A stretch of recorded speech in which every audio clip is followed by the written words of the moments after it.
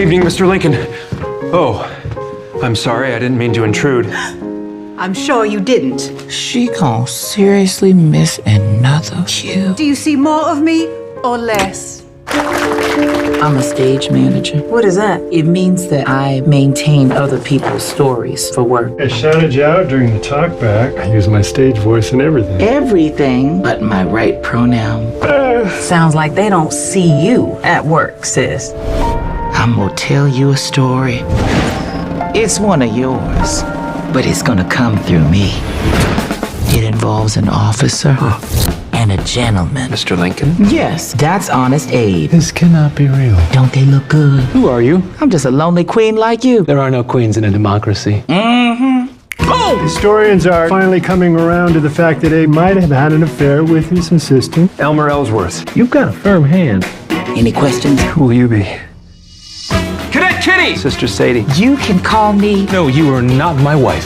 Taffeta. Like the fabric? I love that. At the heart of every legal matter is a contract. Man and principle. No. Man and society. Hell no. Man and man. Now you cooking with gas. If this happens, I want it to be real. My personal life and my job should not be intermingled. I'm trying to be a great man for you. God save me from great men. There's enough of them running around right now, ruining everything. When I look at the two of you, I see a warmth between men that I have never known and I never will. And I hate you for that. But I could watch it over and over again. You can be anything. You can be anyone. I promise you, anything is possible. I wish everyone could have a love like this.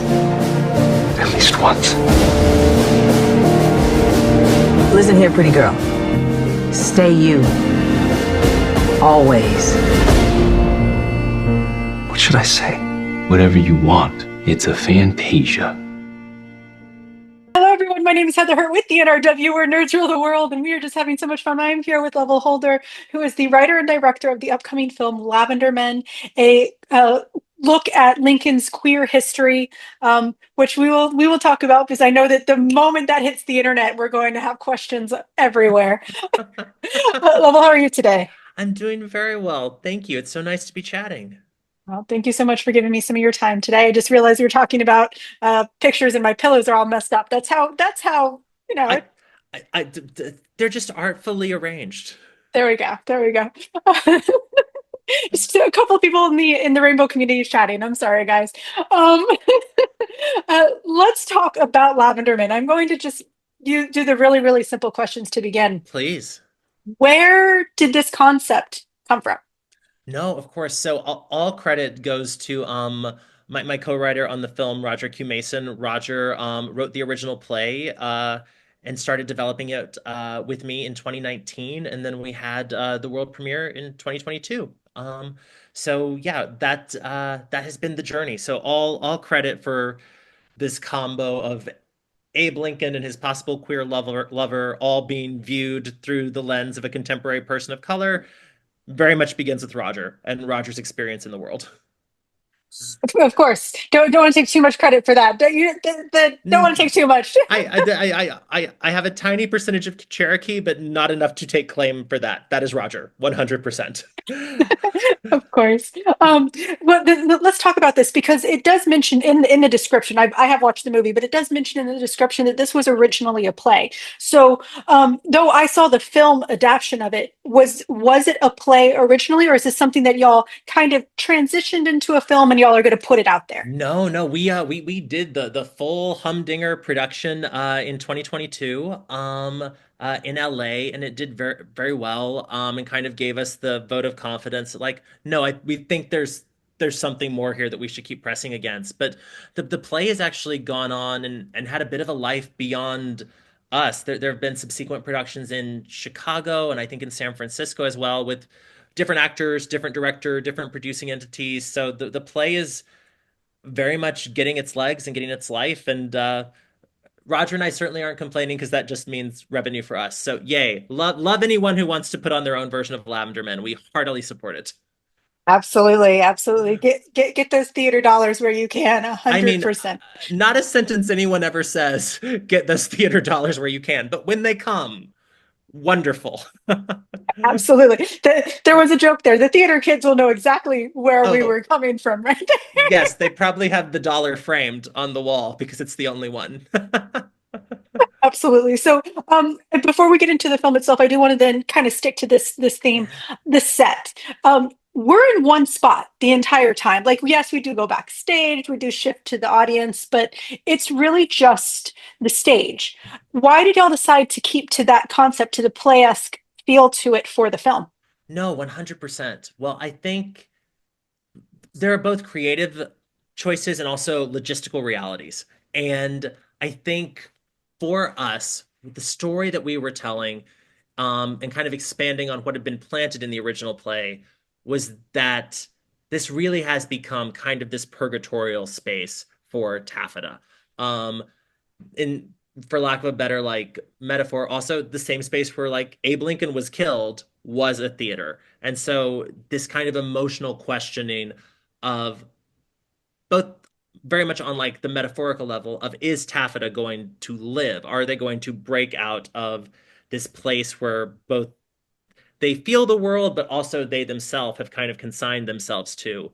Like, we felt it was important to kind of craft that pressure cooker and really stay there the whole time so that it does kind of become this little nesting doll that keeps kind of unfolding around the audience, but also around Taffeta themselves as they start losing control of the fantasia that they've built, and that their own sort of desires and fears and dreams kind of start growing teeth and shifting around them as well, based off their own insecurities and frustrations.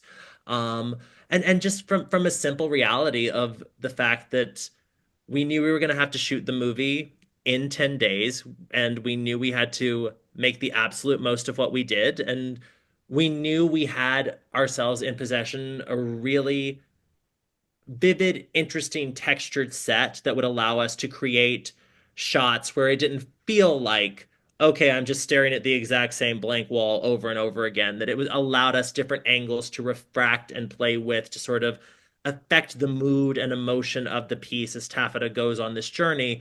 We kind of decided to just double down because it felt to deny the innate theatricality of the piece would kind of be the death knell. Like, it's like the more you try to hide it, like the more it will inevitably come back like a zombie hand. So lean into it, embrace it, and just really let that be the thing that makes this piece special rather than the thing we're trying to hide under the table. That is a lovely way to put it. And it's, you really see it. It's to put it very fairly to the audience out there. Most of them know, but I'm bisexual, so I'm going to say my husband because I am married to a man. I am part of the community. I swear. Absolutely, Um, 100%.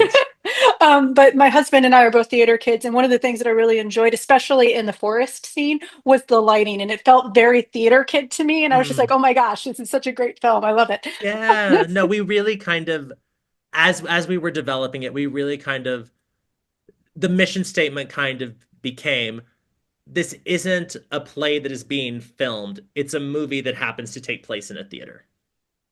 That is an incredible way to put it. And my last movie, because I do want to talk about Taffeta. My last movie, Yeah. my last question before we talk about other things, I do want to talk about Taffeta.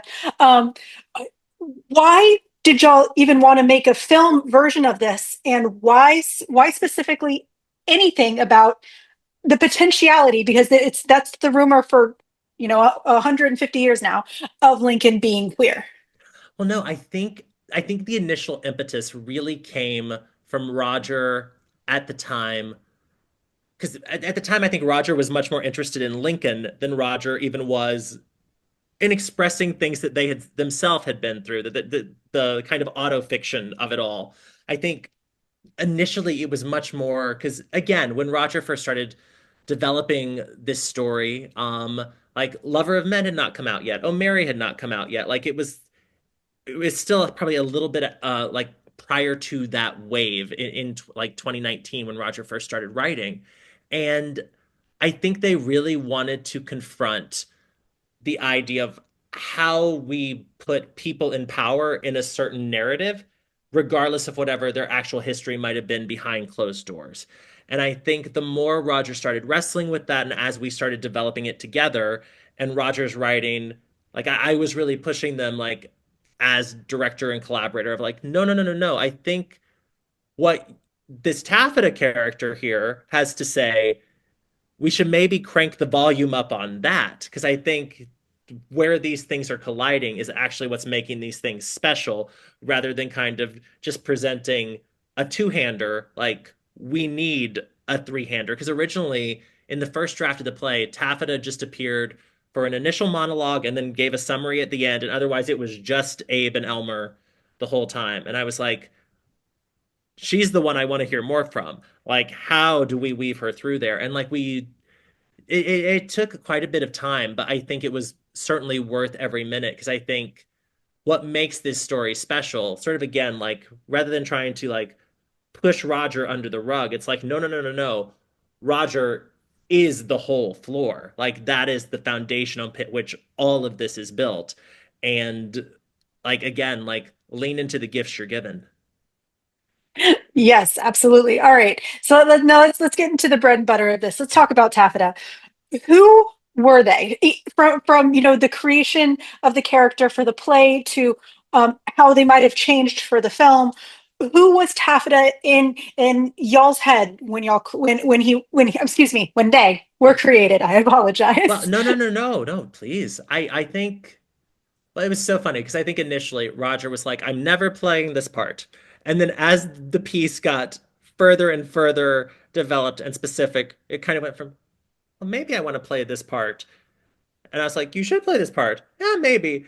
To the minute someone said, because we were going to do a reading publicly that was being sponsored, and the organizers in question were like, well, the playwright can't read the role. And then all of a sudden, Roger was like, no one else is reading this part. And I was like, absolutely. No one else is playing this role but Roger. And then all of a sudden we were like, yeah, this role is yours. This is you. Like this is your alter ego. This is your persona. This is such a deep part of you. And I mean, if Roger were here right now, they would say Taffeta might be less where they are right now personally, but at that specific moment in time, like those train tracks intersected in the most beautiful way. And we were like, yeah, Roger is Taffeta, come hell or high water. And that is how we are telling this story. And I think just by virtue of the play getting subsequent productions elsewhere with different actors, like like innately to theater, it has to go live a life of its own beyond the original production in order to become an indelible piece of art.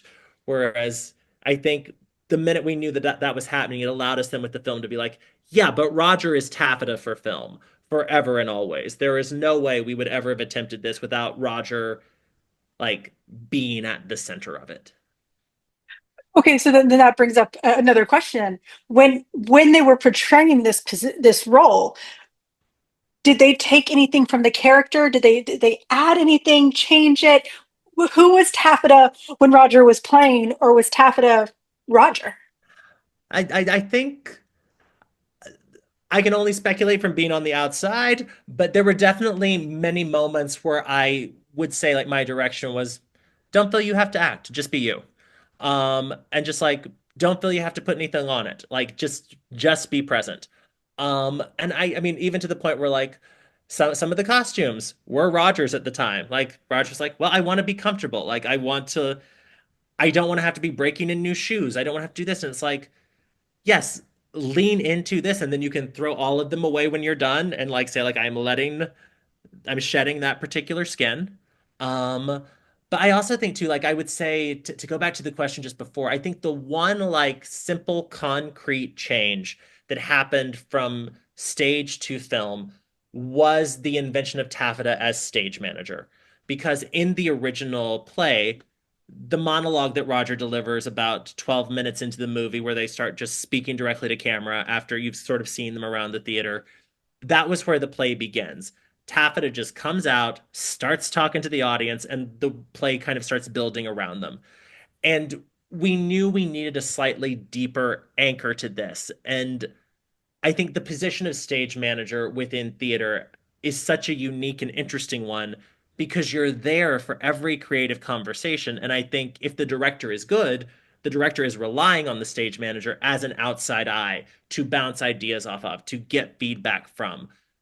But I think very often the stage manager can also just become the keeper of the records, the keeper of the story, upholding something that someone is kind of forced onto everybody.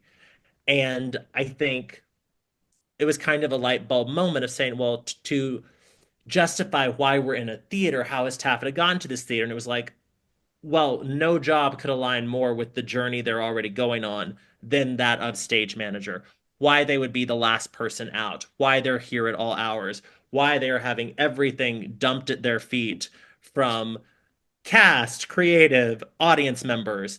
Like, especially I think in the world of intimate theater in urban environments, like that everything falls at the stage manager's feet. And I think once we kind of unlocked that, it told us so much about where the film needed to go and also kind of clarified the message we had originally been sort of noodling on in the play. Let's talk. Let's kind of move into that message, bringing that up. This is a very innately queer film. Wow, there's Yeah. words there. It is. It is. Every single member of the LGBTQIA community has felt some level of everything that Taffeta is feeling. You know, you're the wrong skin, you're the wrong hair, you're the wrong body shape, you're the wrong this, that, and the other. For those out there, the gay community is very cliquey. We have cliques. We don't know why. We just do, but we do.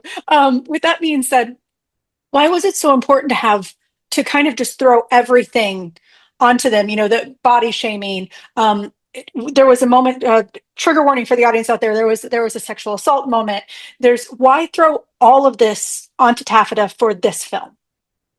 I mean, I think the immediate response to that is because that's been Roger's experience. And I think anything that Taffeta endures through this story has some seed in Roger's lived experience of the world.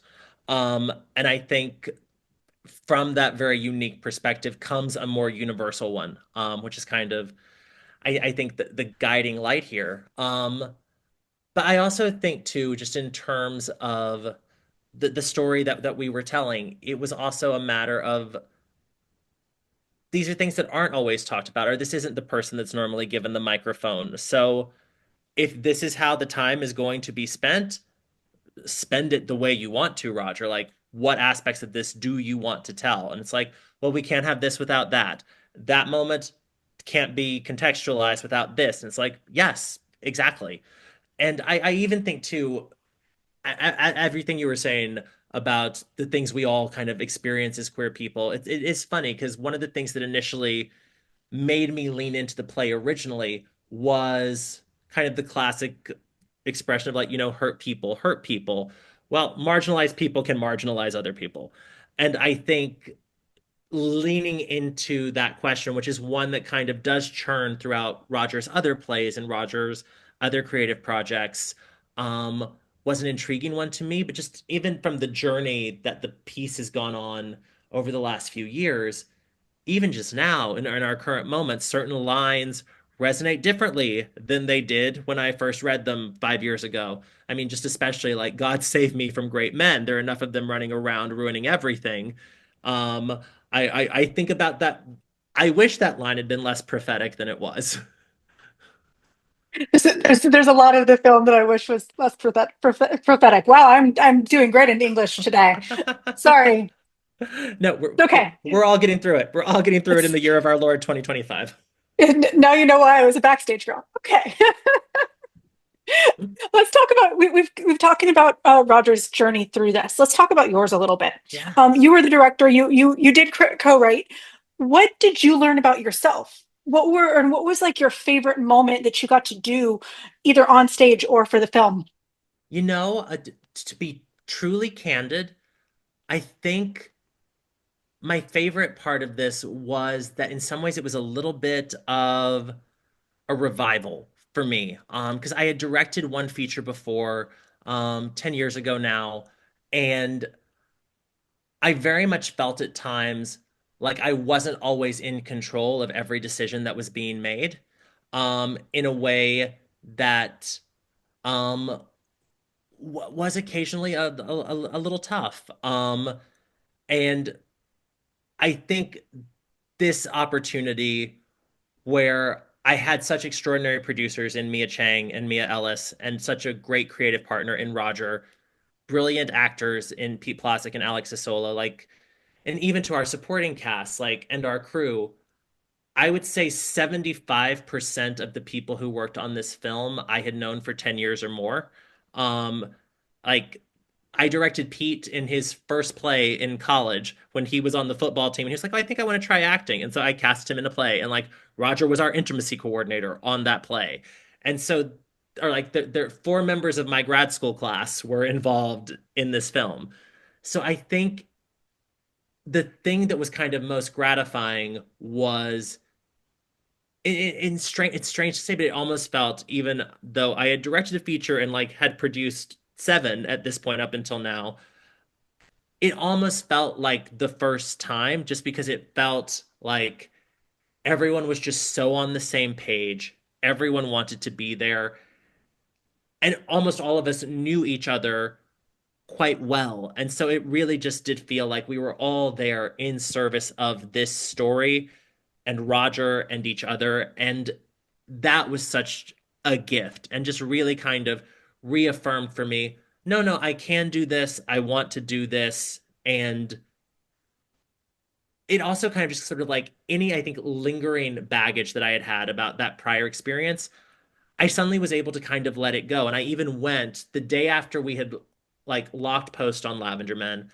I went back and I watched that movie for the first time in years, and was able to kind of watch it with new eyes and just sort of be like, no, there are major things that I love about this movie. And I'm able to kind of let some of the things that I had been taking myself to task for, of like, oh, you should have stood up for this more, you should have done that more, or this, I was able to kind of let them go and say, that was then, this is now, and there will be something else. And that is just the life of making art, is you do what you can in the moment, and then eventually, like, someone takes away the pencil, the test is done. I mean, as a friend of mine says, no work of art is ever completed, it is merely abandoned.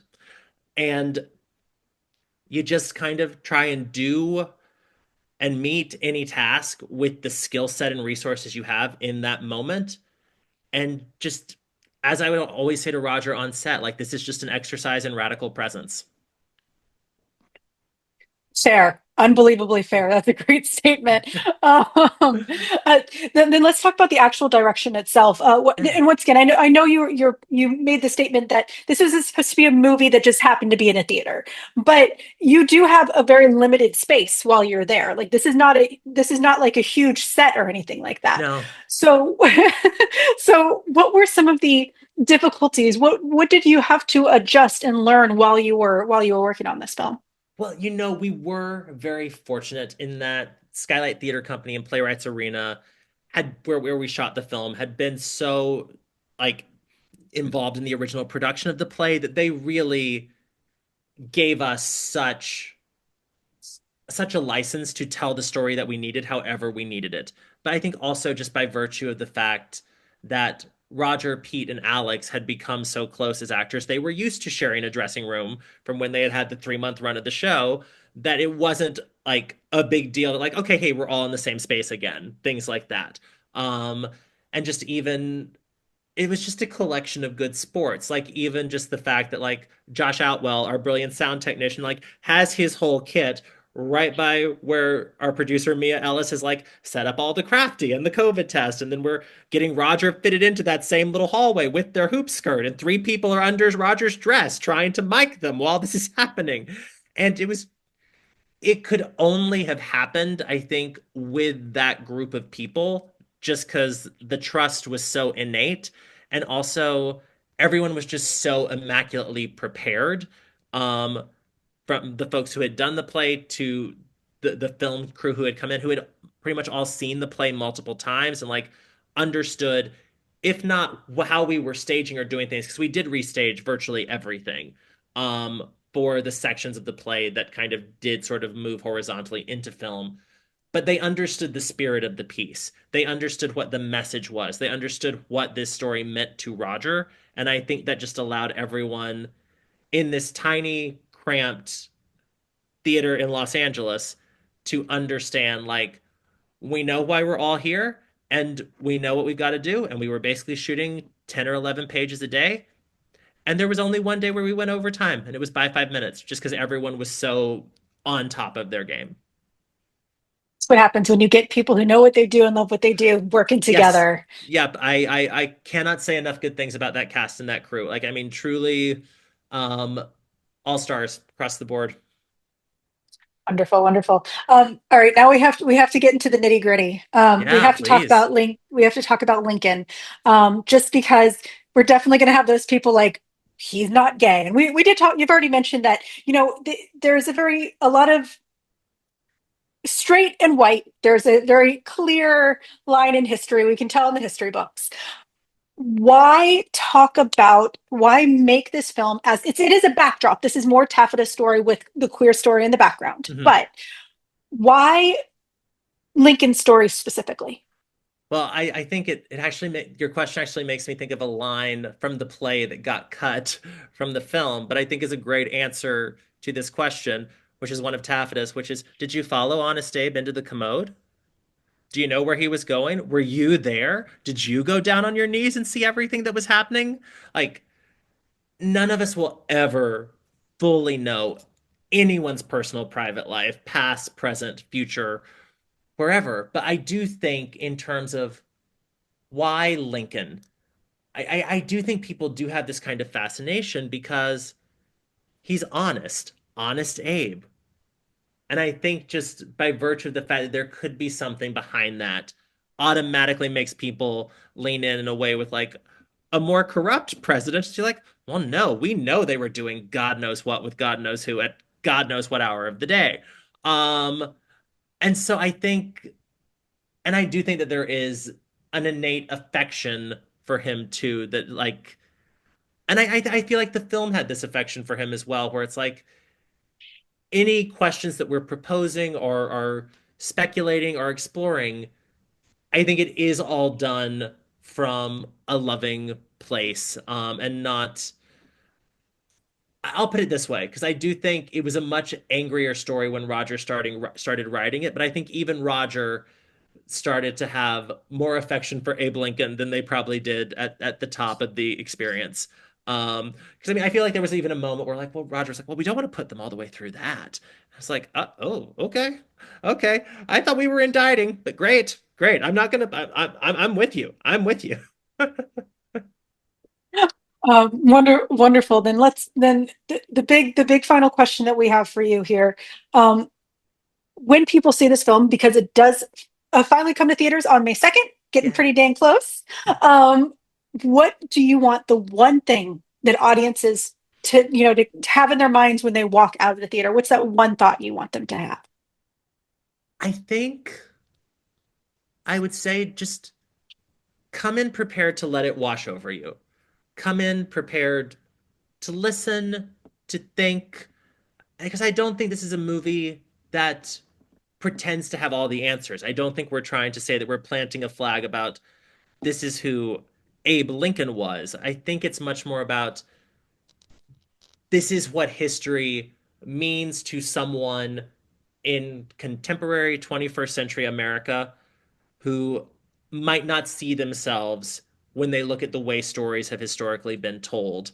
And they're now trying to find a way to forge a story for themselves looking ahead. And so I would say, whether someone identifies with that or not, I mean, one of my favorite comments that I happened to see on the film's letterbox on one of the rare times that I went and looked was someone posted, I'm honestly indifferent to the themes of the film, but I can't deny that I was incredibly fascinated by the character. And I'm like, I will take that. That is great. And I was like, 3.5 stars? And like, it's like, wasn't for you, but God, I was moved. Hey, we did something right. I actually love that. Some of the best reviews are always the ones that are like kind of just in the middle. Yeah. That's just awesome. That's like, yeah, this probably wasn't for you, but you still got something out of it. We did our job. We did our job. That is art. That is art right there. Thank you, Lovell, so much for your time today. Heather, Lavender this was Men. such a pleasure. Thank you. Absolutely. Thank you so much. Lavender Men, this Lincoln's Queer History comes to theaters on May 2nd. Thank you so much, and you have a wonderful day. Oh, you too. Thank you.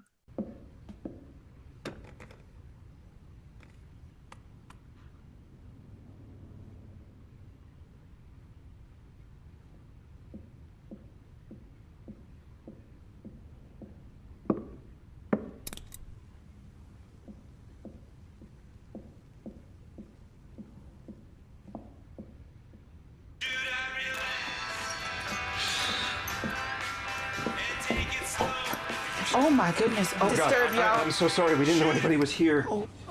It's fine. I didn't know that you had a friend coming today. Yeah, this is Max. Max, this is our amazing stage manager. They really keep all of us in line. Hi, it's so nice to meet you finally. Chris says amazing things about you. Truly our unsung hero. I love the play. Congrats to everyone. It's a tribute to our camaraderie. So proud of this guy. Oh, thanks, babe. Look at you. Did you just say babe? Now I'm babe? Yeah. Oh my God. Did you hear that? We've been on 3 days. He's already policing my language. That's crazy, right? I mean, that's a crazy thing to do. It's just as crazy as hell. Thank you. No. They've always got my back. Did you put your clothes in the hamper yet? I did, yeah. And we should go. So listen, I'm so embarrassed about this. I'm so sorry. Please do not tell anybody, especially not Genevieve. Like, fucking shoot me first, you know? Who would I tell? Have a good night. Okay, get some rest. You work harder than anybody else in this theater. It is so nice to meet you finally. And I promise you will not catch me with my pants down again. I'm sure I won't. Sorry. Okay, I got him. I'll be his chaperone. Oh, you know. Take care.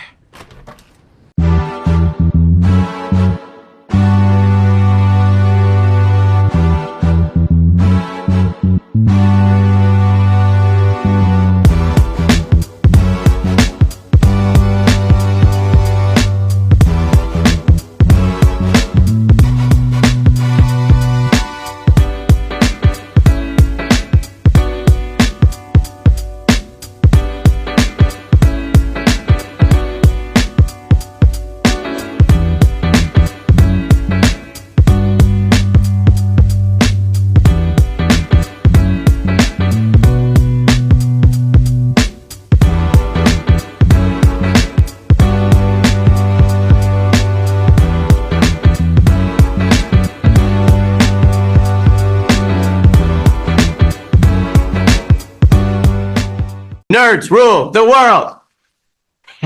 Pleasure chatting with you. Love to all my nerds who rule the world.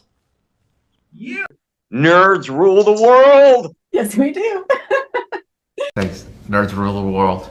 Thank you. I love the nerds ruling the world, so more power to you.